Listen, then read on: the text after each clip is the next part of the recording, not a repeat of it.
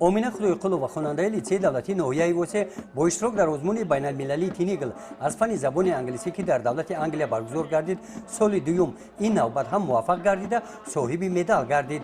بعد بازگشت به وطن روز 5 ایول در مرکز نوحیه واسه با پیشنهاد مقامات اجرایی حاکمیت دولتی نوحیه امینه رو برای سزاوار شدن به این موفقیت گرم و صمیمی استقبال گرفتند.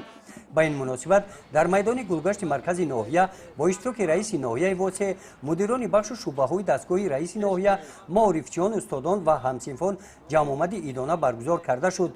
در این همایش رئیس نوحیه واسه امینه و اهل معارفچیان نوحیه را به این دستاورد تبریک نمودند.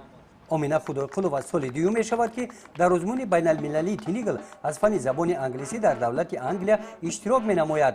در صحبت با ما او ابراز نمود که همچون یک جوان دولت صاحب استقلال تاجیکستان از دولت و حکومت جمهوری تاجیکستان مقامات اجرایی حاکمیت دولتی نوحیه واسه برای دستگیری منتدار می باشد و کوشش می نماید که در آینده هم با دانش و مهارت بلند زباندانی نامبردار تاجیکستانی عزیزش باشد.